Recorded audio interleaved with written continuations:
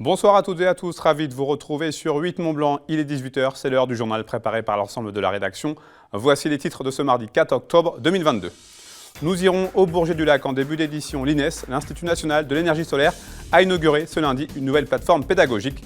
Cet outil permettra un apprentissage plus vrai que nature et au plus proche de la réalité. Et puis nous prendrons la direction de Faverges pour découvrir l'atelier Rebond.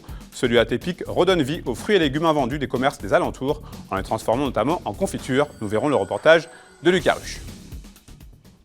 Je vous disais en titre, l'Institut national de l'énergie solaire, basé au Bourget-du-Lac en Savoie, a inauguré ce lundi une toute nouvelle plateforme pédagogique. Le but de cette nouvelle structure est de proposer aux stagiaires reçus annuellement par l'INES un apprentissage de ces technologies le plus fidèle possible à la réalité du terrain. Les précisions dans ce reportage d'Emmanuel Jaude. Des grandes centrales au micro-réseau, le panel d'installation basé sur l'énergie solaire ne cesse de croître au fil des années. Un développement que de nombreux professionnels tentent de suivre et d'appréhender. Qu'il s'agisse d'équipements destinés à un usage résidentiel, tertiaire, industriel ou agricole, le spectre est large et concerne aujourd'hui de multiples corps de métier. En 2021, on a eu 1000 stagiaires qui sont passés sur des stagiaires principalement de formation professionnelle, donc des bureaux d'études, des installateurs, des assureurs aussi qui viennent se cultiver, des architectes, mais aussi des étudiants de grandes écoles ou d'universités qui, dans le cadre de leur programme, ont des modules sur les énergies renouvelables et sur la conception bioclimatique par exemple. Grâce à sa cinquantaine de formations professionnelles, l'INES s'est imposé en près de 20 ans comme un pôle de premier ordre du solaire et à la reconnaissance nationale et internationale. Pour autant, afin de garantir ce statut, l'évolution est quasi perpétuelle à l'image de cette nouvelle plateforme pédagogique très vite devenue nécessaire. Jusqu'à maintenant, on avait une plateforme qui était sur la Ravoire. Les locaux, laboratoires, centres de formation étaient ici, donc un peu compliqué pour emmener nos stagiaires à droite à gauche. Et le fait de tout ramener ici et de renforcer finalement l'accueil ici, il y a 1400 m² à l'extérieur qui ont été créés à travers cette plateforme. On a 350 m² d'ateliers en conditions comme si on y était. Donc pour les stagiaires que nous recevons, c'est un outil juste unique.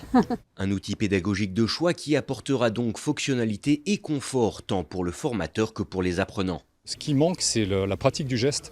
On est vraiment sur de la mise en situation réelle.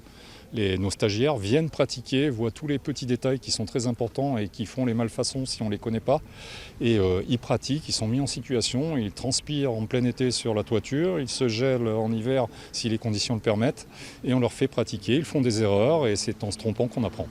D'ailleurs, d'autres évolutions sont d'ores et déjà prévues autour de l'INES, à commencer par une centrale solaire thermique à destination des réseaux d'eau potable comme industriels, qui devrait sortir de terre d'ici la fin du mois.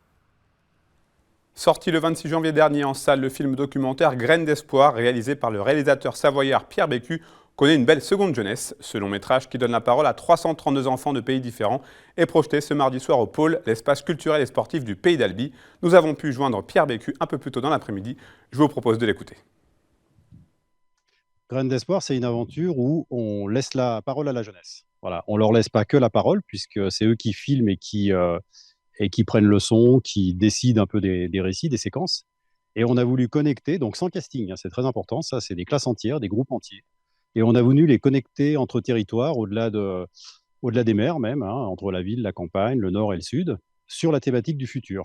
Voilà, c'est eux qui s'intéressent à cette thématique et ça donne un film assez cosmopolite, assez choral, mais en même temps avec beaucoup de points communs sur les enjeux auxquels on est confronté aujourd'hui. On a tourné avant le Covid et c'est vrai qu'on a déjà beaucoup utilisé Internet pour faire travailler par exemple les petits Beaujus et les Malgaches qui ont travaillé pendant un an ensemble. Ça a donné lieu à une connaissance de l'autre qui était assez intéressante, une très grosse curiosité. Et finalement, les points communs auxquels on est confronté aujourd'hui à travers le dérèglement climatique ou la justice sociale étaient déjà présents dans la volonté des enfants de récit. Et pour moi, c'est très, très encourageant. Alors, il n'y a pas il y a pas de message en particulier, si ce n'est le fait qu'il faut écouter plus la jeunesse. Il faut lui donner plus la parole. Alors avant de l'écouter, il faut qu'elle soit en capacité, elle, d'avoir envie de s'exprimer et puis de pouvoir le faire. Donc c'est cet espace donné à la jeunesse qui, à mon avis, manquait, qu'on a voulu donner. C'est le seul message. Après, ce qui se passe à l'intérieur, il y a beaucoup de connivence entre eux. Il y a beaucoup de, c'est finalement c'est de l'humanisme à taille humaine, quoi, sans le dire. C'est du vivre ensemble sans le dire. Mais ça, bon, les gens qui connaissent mon travail savent que c'est ce qui m'intéresse, mais pas forcément avec des messages que moi je donne pour donner à penser aux autres. C'est à chacun après de se faire sa propre image. Alors le film est sorti en salle. Bon, ça a été compliqué parce qu'on était encore dans la période Covid, passe sanitaire, etc. Mais c'est finalement aujourd'hui où on commence à voir énormément de demandes et de synergies qui se mettent en place entre les enseignants, les groupements citoyens, les villes aussi, parce que là, c'est le syndicat intercommunal. Voilà, c'est notre affaire à tous aujourd'hui de faire en sorte que la jeunesse soit active dans les enjeux auxquels on est confronté et pas d'une façon angoissée. Ce qui est assez nouveau là, avec le Covid et les thématiques, les problématiques internationales, c'est l'angoisse qui est naissante chez la jeunesse. Alors écoutez, pour moi, le fait d'être présent avec Graines d'Espoir ici au pôle culturel à Albi, ça a du sens. Je pense qu'ils avaient vu le film en sortie, soit à Annecy, soit à Rumilly. Ils m'ont contacté. Et effectivement, je suis très content d'être là. Là, il y a une projection en cours avec des anciens et des collégiens, une salle pleine. Et puis, c'est un lieu assez fabuleux. Et puis, on est au pied des Bauges. Et c'est là où j'habite, les Bauges. Et c'est là aussi où j'ai tourné en partie. Une belle initiative à présent autour de Faverges en Haute-Savoie. Les fruits et les légumes invendus ont de grandes chances de finir transformés en une bonne confiture grâce à l'Atelier Rebond. Cette association qui redonne vie à certains produits en luttant contre le gaspillage alimentaire s'appuie sur des cuisiniers en réinsertion professionnelle. Lucas Russe s'est rendu dans les locaux de l'atelier pour tout comprendre de cette initiative sociale, solidaire et écologique. Pas une, pas deux, mais une dizaine de confitures, chutneys ou encore pickles sont déjà sortis de cet atelier. Et cet atelier est le fruit de 2 années de réflexion pour Pernelle et Margot, associés autour de Rebond, une association qui milite avant tout pour la réinsertion professionnelle. Un rebond dans tous les sens du terme, aussi bien avec la production qu'on fait, mais aussi surtout pour l'accompagnement des personnes qui s'engagent à nos côtés. Et voilà, on est vraiment aussi dans une démarche on va dire de patronat bienveillant, je sais pas comment dire autrement, mais voilà, à être vraiment dans une entreprise qui va prendre soin des salariés, et pas que les salariés en insertion, aussi les salariés permanents. Et c'est vraiment une valeur hyper forte de voir si d'autres modèles sont possibles. Tous les jours, l'association récupère les invendus des supermarchés alentours. Malgré quelques recettes phares comme la confiture à la banane ou au citron, ces cuisiniers en réinsertion sont obligés de s'adapter aux aléas des nouveaux arrivages. On est en train de couper des poivrons, donc là des poivrons jaune-vert et là-bas des rouges pour faire un confit de poivrons pour des maraîchers. Donc c'est un jardin qui se trouve, qui s'appelle le potager de la Tournette.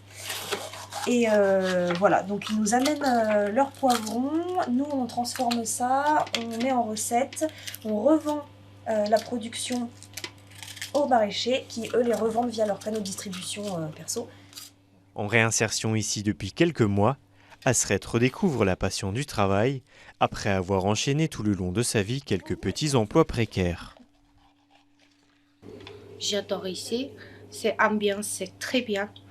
Je dirais c'est pas dur.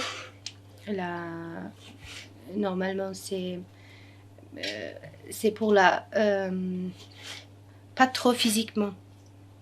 Changer tout. Et après, je vais apprendre quelque chose ici. Tous les jours, je parlais française. Voilà. Je suis très contente ici. Grâce à des valeurs solidaires, sociales et écologiques, l'atelier Rebond continue de grandir et souhaiterait bientôt ajouter à sa carte des soupes pour passer l'hiver bien au chaud.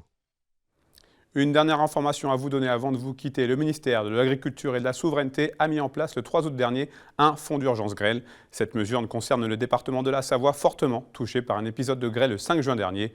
Aussi, les exploitants agricoles savoyards impactés peuvent déposer leur dossier de demande d'aide exceptionnelle jusqu'au 9 octobre 2022 minuit sur une plateforme numérique. Pour plus de renseignements, rendez-vous sur le site internet de la préfecture de Savoie, www.savoie.gouv.fr. C'est la fin de cette édition. Merci à vous pour votre fidélité à l'information sur 8 Mont Blanc. Merci à toute l'équipe. Tout de suite, vous le savez, la météo préparée par Thierry Paulme. Un nouvel épisode d'Aparté de la Rédac juste après avec Peter Yelle de Bourg, le directeur musical de l'Orchestre des Pays de Savoie. Passez une très belle soirée. Prenez soin de vous et de vos proches. Je vous dis à mercredi, même endroit, même heure, pour un nouveau journal sur 8 Mont Blanc.